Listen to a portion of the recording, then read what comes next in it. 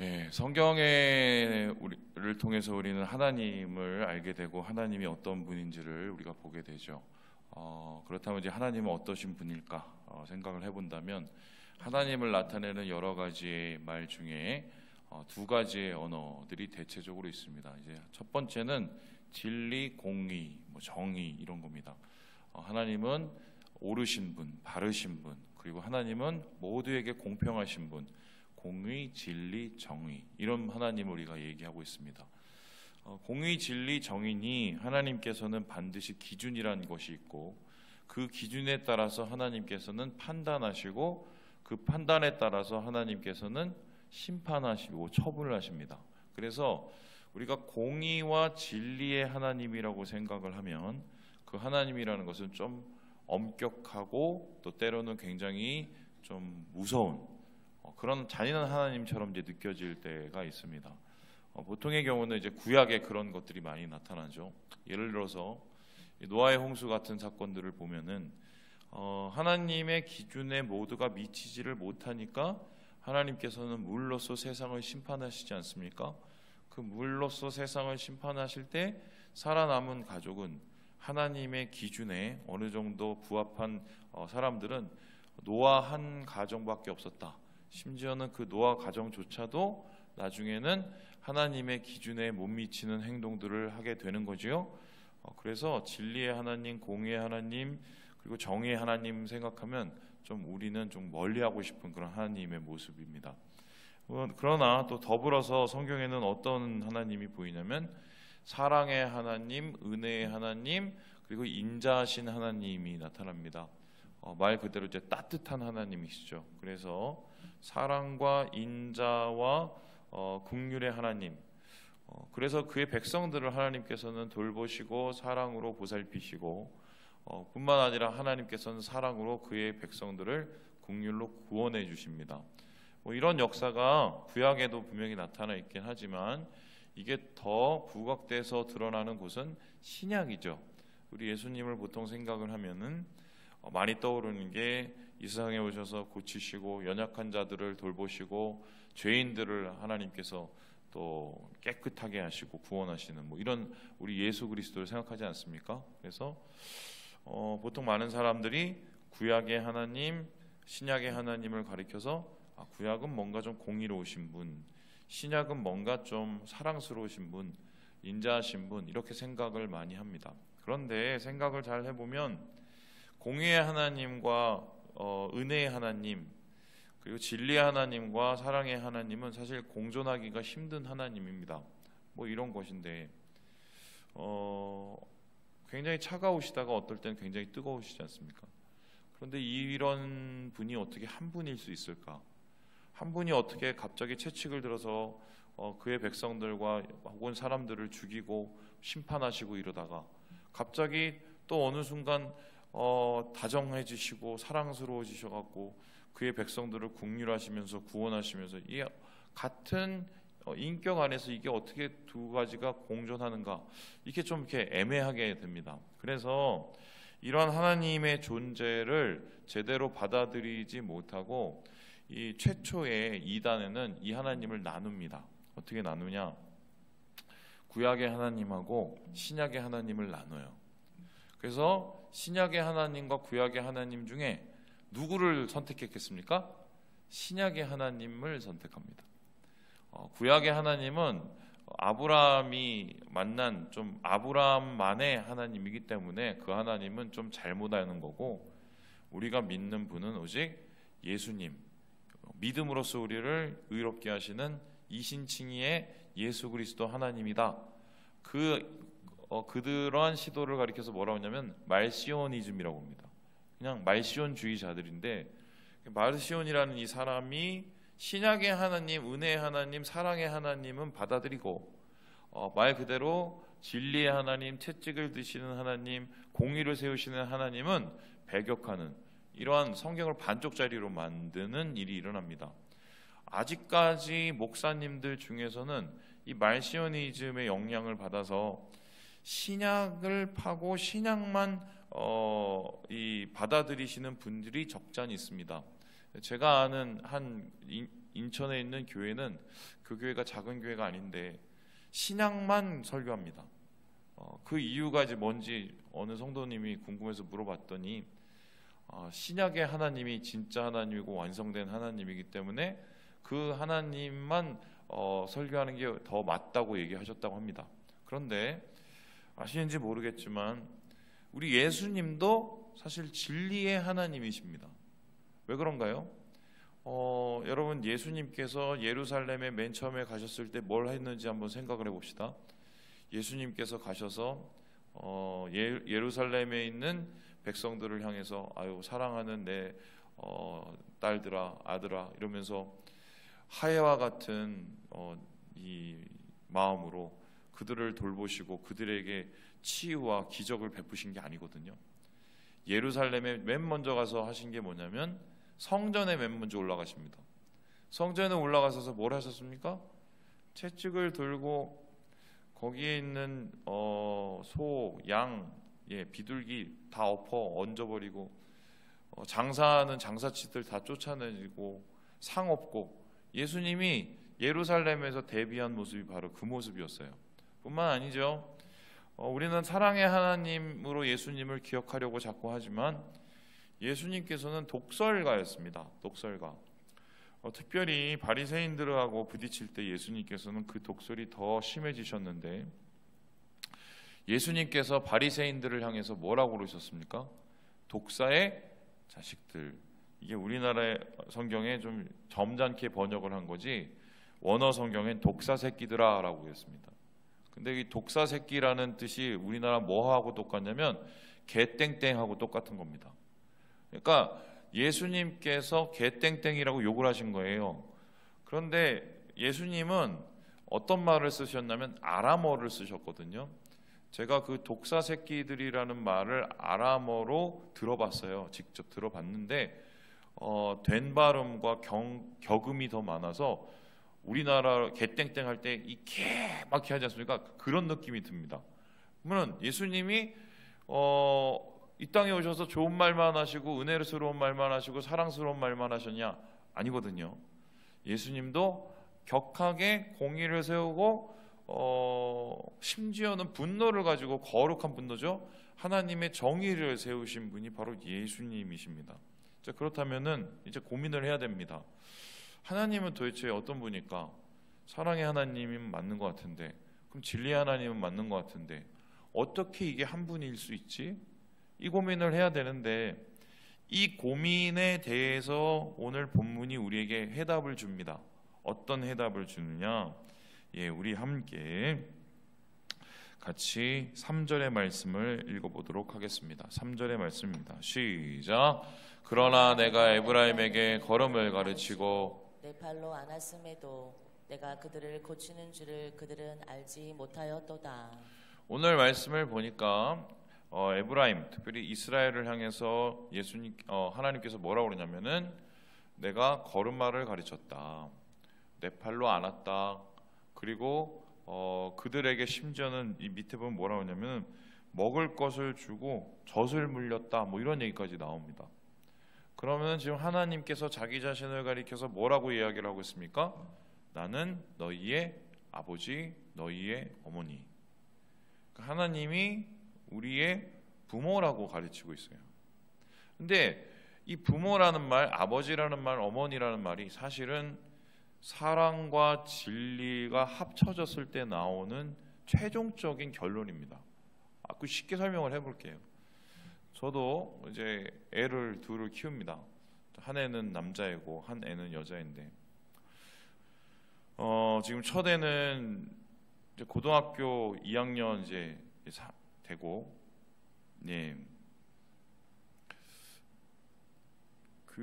얘가 미국에서 태어난 애라 미국에 가 있어요.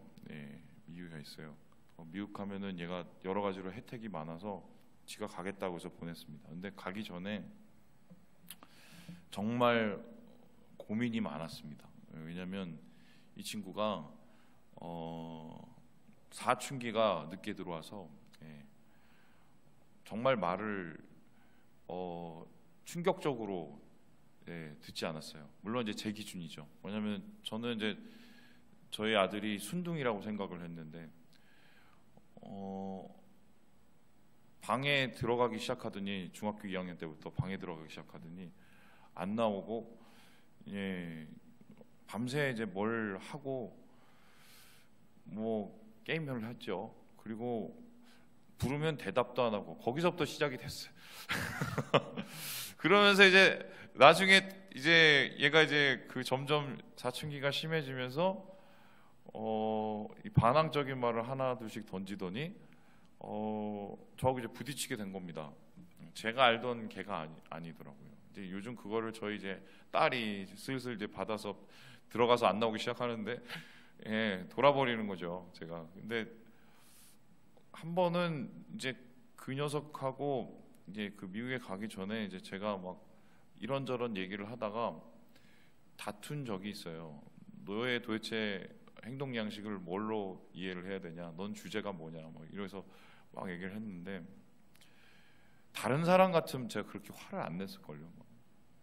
그래서 안 되다가 제가 걔하고 힘겨루기를 했습니다. 진짜 진실로. 그거 정말 죽기 살기로 제가 힘을 내서 걔를 이렇게 넘어뜨렸어요.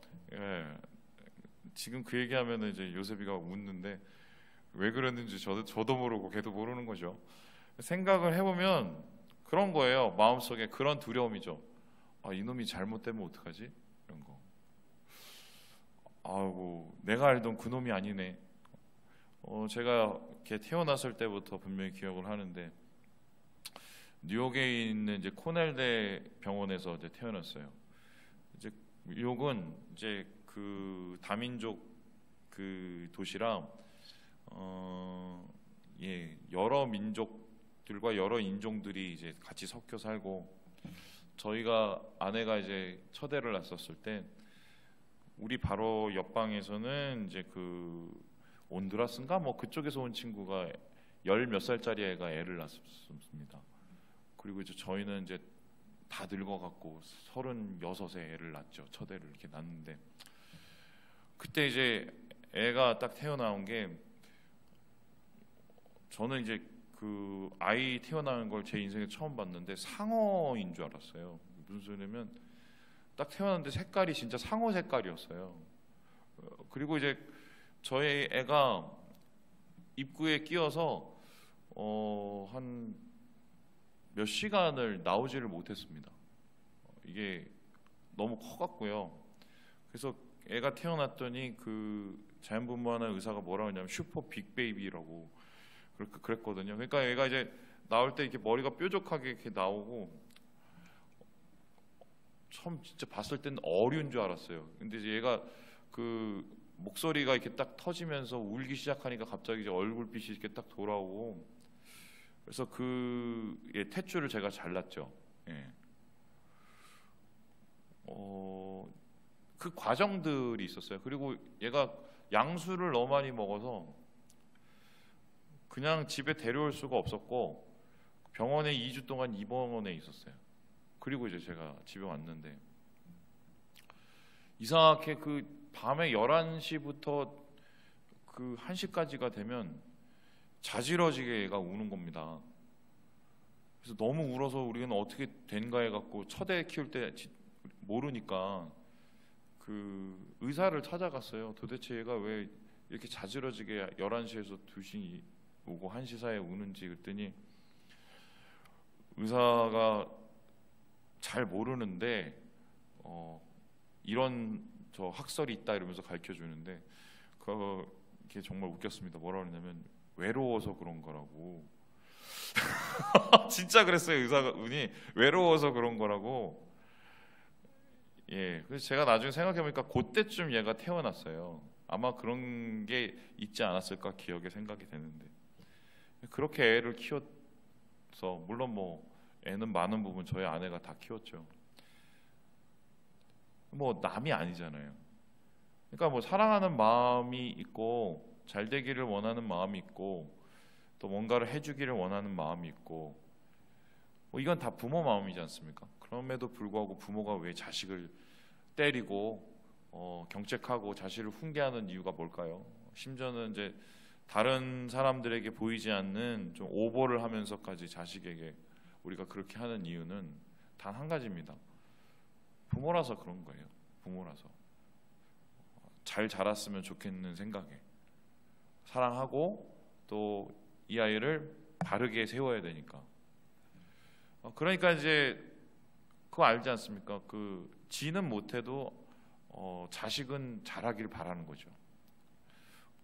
자기는 공부 못했는데 자식은 공부를 잘 시켜야 되고, 심지어 자기가 도둑질을 해도 자식은 도둑질을 안 가르치지 않습니까? 그게 부모잖아요. 참 이율배반적이긴 하고 좀 이상한데, 그 해결할 수 없는 그 감정들과 해결할 수 없는 그런 논리가 부모죠. 아버지고 어머니고. 근데 사실 그 아버지와 어머니의 이 자리, 그 자격을 주신 분은 하나님이시잖아요. 하나님께서 왜 우리를 아버지로 어머니로 만들었느냐? 여러 가지 이유가 있겠지만 창세기를 보면 여자가 하와가 아이를 낳을 때 해산의 고통을 주지 않습니까? 그 해산의 고통은 사실은 벌이 아니라 하나님의 교육 수단이었는데, 니도 한번 배 아파 나 봐라였어요. 그 배 아파 나고 그 아이를 키우면서 느끼는 그 감정이 하나님이 우리를 향한 감정하고 되게 비슷한 거죠. 이스라엘 백성들 혹은 우리 예수 믿는 사람들에게도 동일하게 하나님께서 그렇게 원하시는데, 오버하리만큼 하나님께서는 견책을 하시고, 또 오버하리만큼 하나님께서는 때로는 긍휼을 베푸시고, 부모라 그렇습니다. 그러니까 사랑과 진리의 합성어는 부모예요. 아버지, 어머니. 오늘 이스라엘 백성을 향해서 하나님께서 딱 그 모양이신데, 뭐라고 그러냐면은 5절에 이렇게 얘기합니다. 우리 함께 5절을 같이 한번 읽어볼까요? 시작. 그들은 애굽 땅으로 되돌아가지 못하겠거늘 내게 돌아오기를 싫어하니 아수르 사람이 그 임금이 될 것이라. 지금 보니까 니네 아주 그냥 내가 내쫓아 버릴 거야.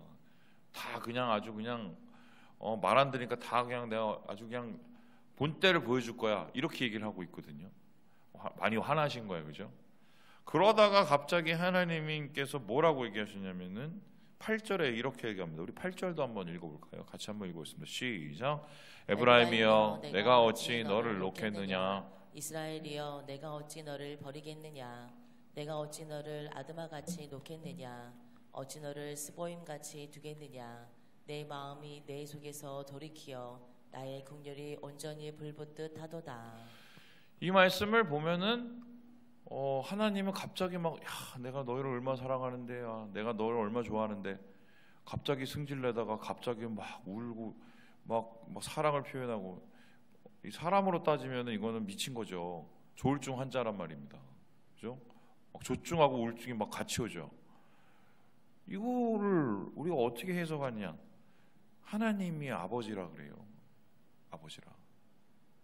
그러면은 우리는 하나님의 모든 처분과 모든 행동과 이스라엘 향한 여러 가지 역사적인 사실을 이해할 때 결국 하나님의 마음을 아버지의 마음으로 해석을 하는 수밖에 없어요. 그러니까 진리로 그의 자손들을, 그의 백성들을 잘 세우고 바르게 양육하기 원하시는 하나님의 마음과 더불어서 이런 거죠. 안타까이 여기시며 긍휼을 베푸시는 하나님. 그러면 이제 이게 어떻게 나타나냐면 이런 건데, 제가 예전에 그 차를 타고 내려가다가 휴게소에 들렸어요. 휴게소에 들렸는데 어떤 엄마가 애랑 이제 막 실랑이를 막 하더라고요. 그 애가 보니까 5-6살 됐겠나요? 근데 이렇게 막 사람 보는 앞에서 이렇게 막 손으로 이렇게 막 이렇게 엉덩이 때리고 막 이런 걸 보면서, 야, 요즘에도 저런 부모가 있는데. 근데 막 때리다가 울어요. 웃기지 않습니까? 자기가 때렸는데 왜 자기가 웁니까? 애가 울어야지. 근데 엄마인데 막 때리다가 자기가 웁니다. 그죠? 그게 부모예요. 네. 그 말도 안 되는 그 상황이 그게 부모죠.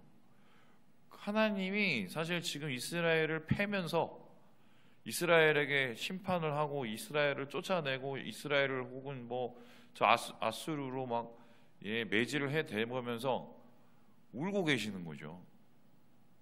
그게 하나님이에요. 사랑의 하나님, 진리의 하나님, 공의의 하나님, 긍휼의 하나님.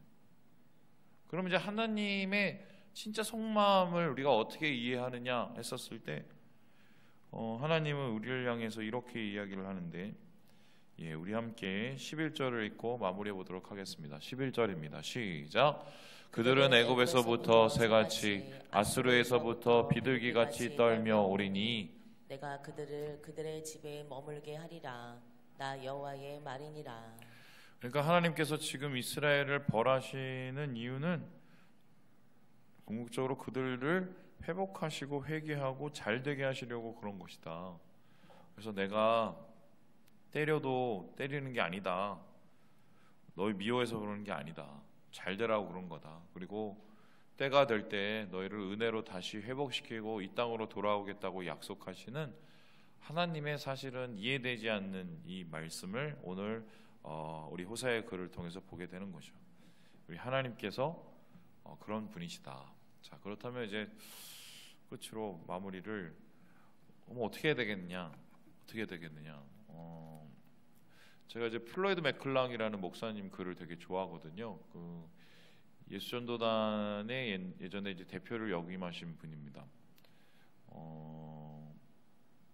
이제 그분이 딸하고 이제 어느 날 이제 실랑이를 하다가 딸이 너무 거짓말을 많이 해서 이 뭐 혼내고 안 되고 달래도 안 되고 막 그런 이제 최종적인 상황이 오니까 남자분인데 아버지인데 일종의 치트키를 이제 하나 해서 애를 고친 거예요. 어떻게 고쳤냐?